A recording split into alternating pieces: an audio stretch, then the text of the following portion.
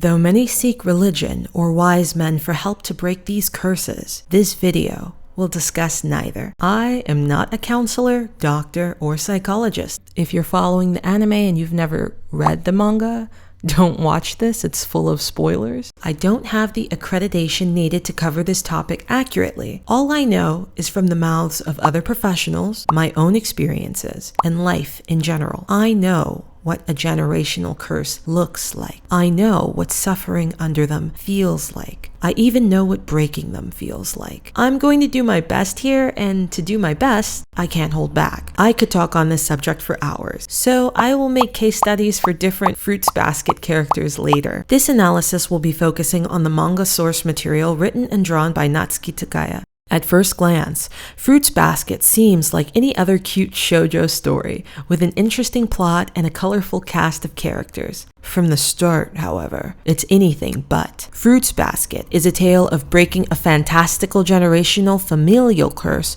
while simultaneously breaking real, intangible curses as well. Natsuki Takaya was ahead of her time in terms of communication, socialization, trauma, needs, childhood affecting present-day personalities and decisions, the need for human love and acceptance, the different responses to difficulties and trauma, and ostracization, how socialization can both save and damn. Breaking the zodiac generational curse was a metaphor for breaking the metaphysical one. It is an interesting concept to break an actual physical generational curse while breaking other generational curses at the same time. What is a generational curse? I'd argue trauma. Modern thought has conjured up the idea often for discussion on social platforms, framing the generational curse as a tragic, traumatic patterning through the behavior of bloodlines that seems to continue through its descendants without ceasing, whether they are willing or unwilling participants. In the simplest of terms, it is a curse of habit or ritual that passes through grandparents, their children, and their children, possessing roots from long before any of them were ever born. It lays claim and waste to lives of the descendants who go on to repeat the same mistakes with their descendants. In a more literal sense, some have even pointed the finger to a concept called epigenetics.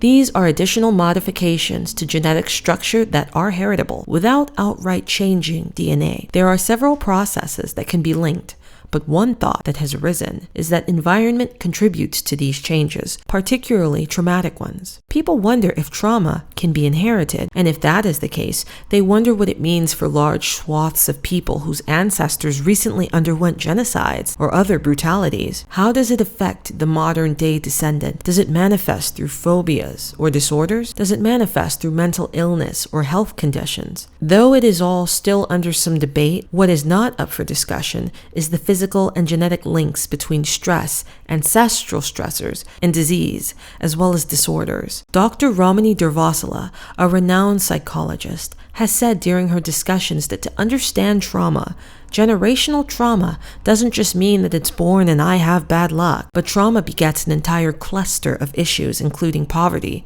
instability, the greater hurt of violence exposure in the home or outside the home, unless the family is able to transition away from that. It can appear in their behavior in how they parent their child and how they treat their child. People often think of trauma as something only people in killing fields or extreme circumstances go through. I argue it's any situation that forcefully makes one reevaluate their safety in society and in relationships, whether those be platonic, familial, romantic, or otherwise.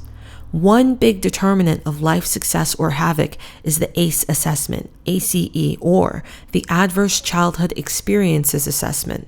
It suggests that childhood abuse, neglect, and household dysfunction is the leading cause of poor life circumstances later on in adulthood. The higher your ACE assessment, the higher your possible health risk. We can put the Fruits Basket characters up against this later. Curses in fiction are usually bestowed on one by an outside party, but there is a history of familial curses passed through descendants.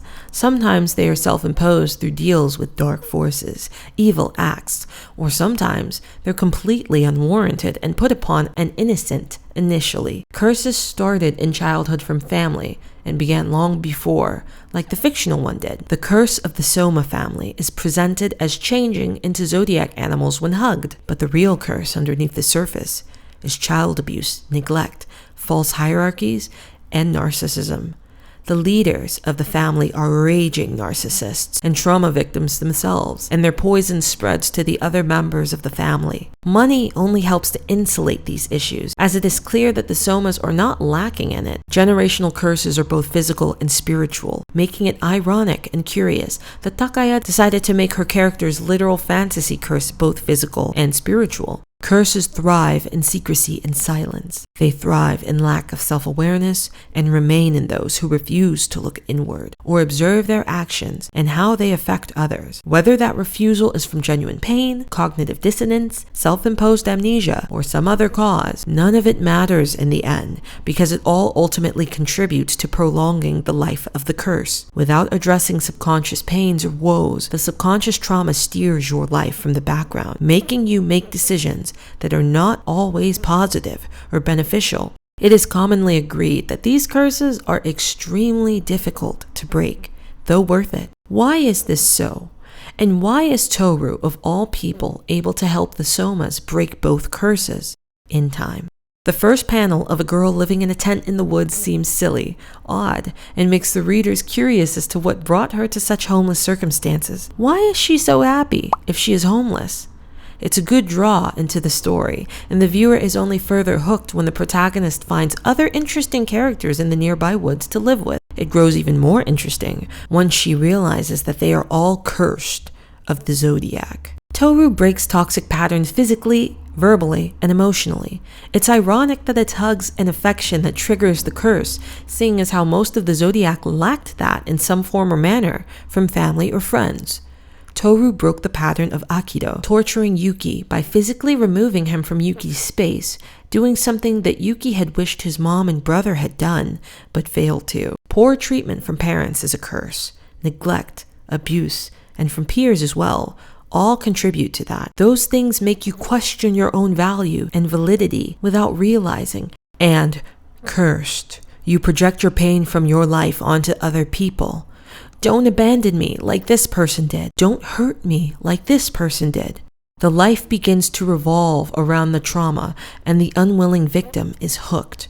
To fight curses, you have to acknowledge them and how they began. To beat pain, you have to go through it.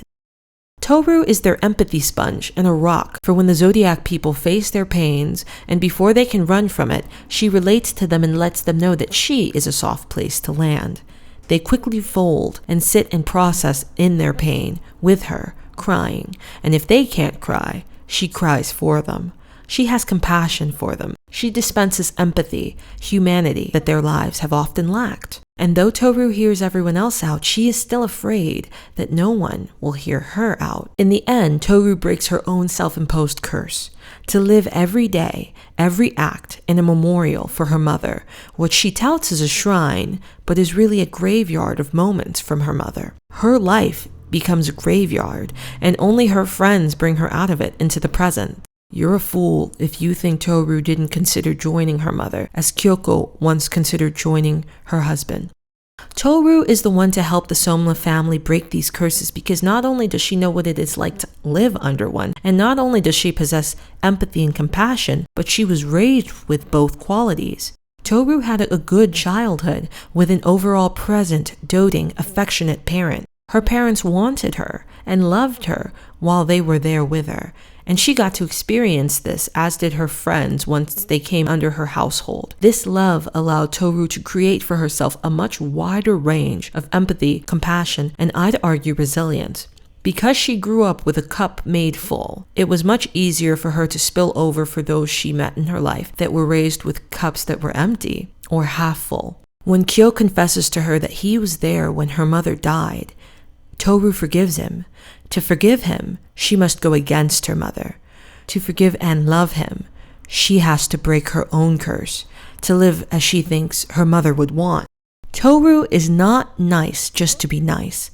Her politeness, her kindness, her selflessness, it's all a combination of many selfish, self-motivated reasons. That's not inherently bad, nor unwelcome. But what many fans seem to misinterpret is that she panders or does it to be liked or perfect. Tohru isn't a Mary Sue. That would imply that she has no flaw. She's plenty flawed.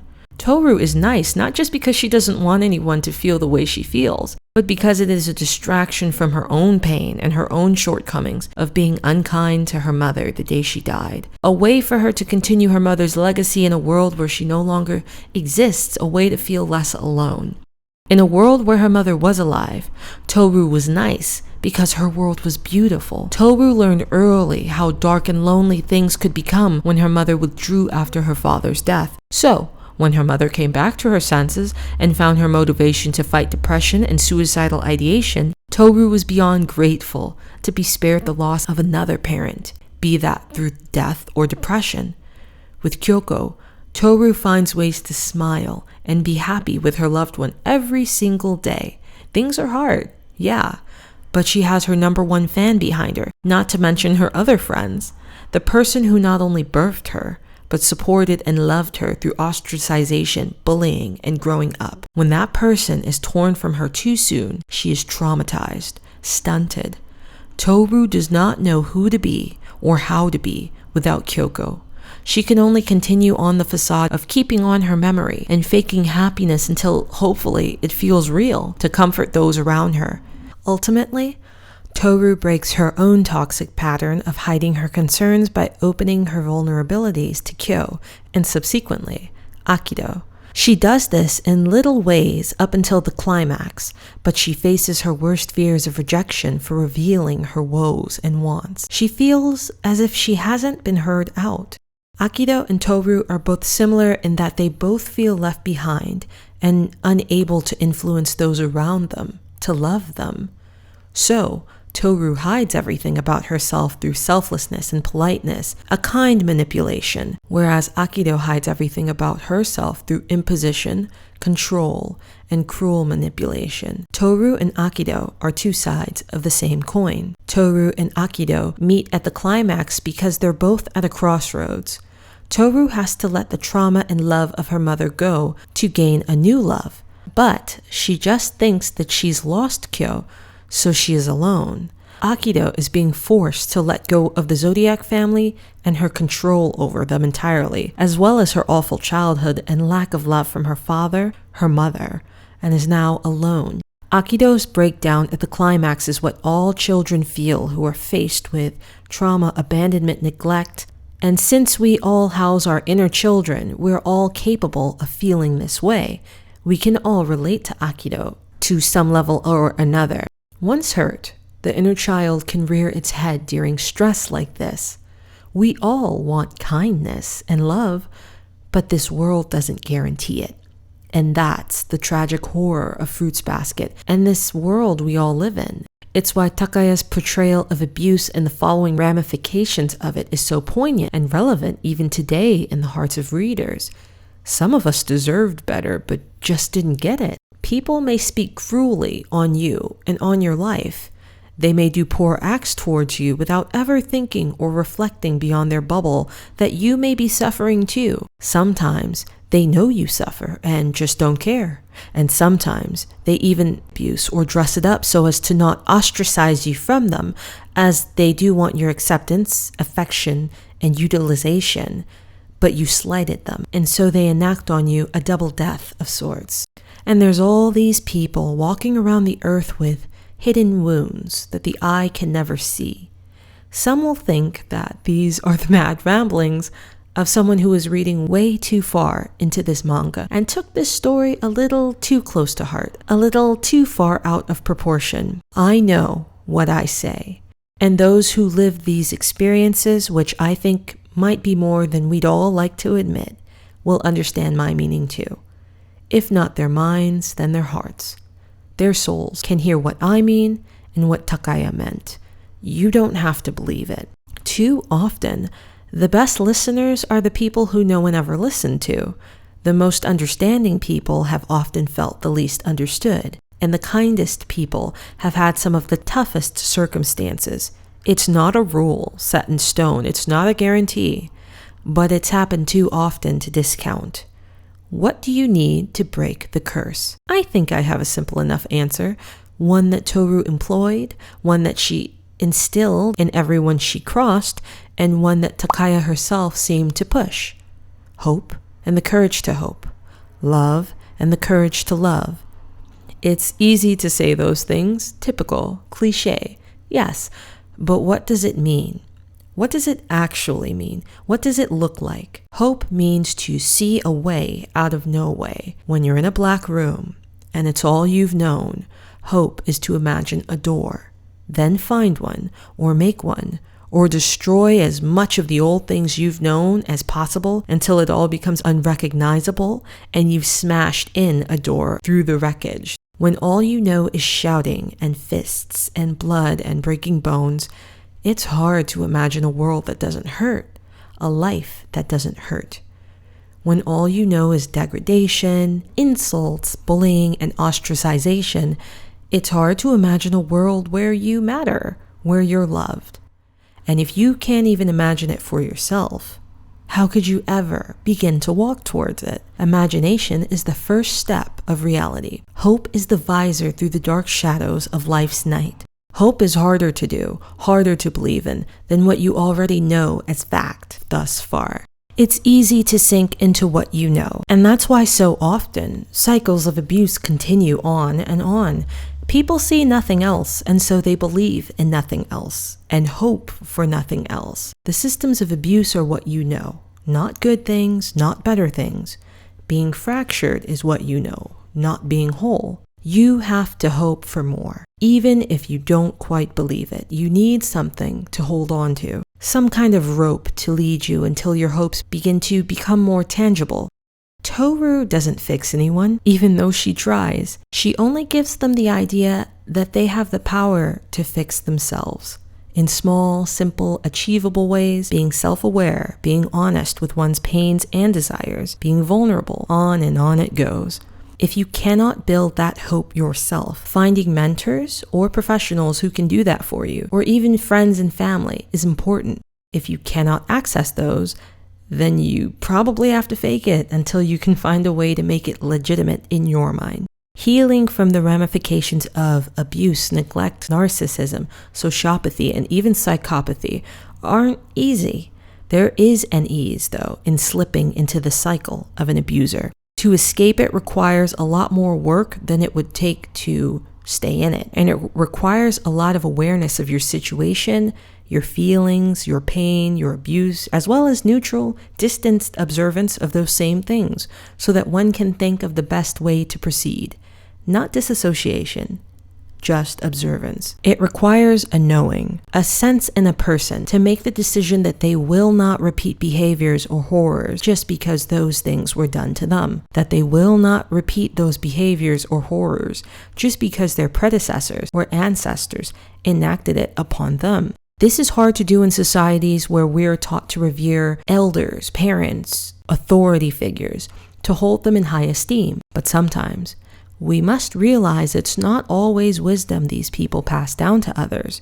It can be harsh things as well. And so, to break these curses, like Tohru, we'll need to show ourselves a lot of awareness, acknowledgement, love, patience, and hope. The characters of Fruits Basket all make conscious choices to not continue abusive patterns displayed by their predecessors. The real proof of the curse being broken is not when all Zodiac members stop shifting. It's in the follow-up book, Fruits Basket, Another. All of the Soma children have implied joyful childhoods, tight relationships with family and friends, and present, positive parents. The cast from the old Fruits Basket manga. The kids of Fruits Basket Another are doing well because the kids of Fruits Baskets made the choice to not repeat the mistakes of their parents, and it shows in their children. The curses on both ends, the Zodiac generational curse and the abuse generational curse, are defeated. Curses are real, yes, but they're not unfixable, they're not unwinnable. That is just one lesson to take from Fruits Baskets and Takaya herself. So, thank you for watching. Please share who your favorite Fruits Basket character is. Please share your comments down below, like, subscribe, and I'll see you next time.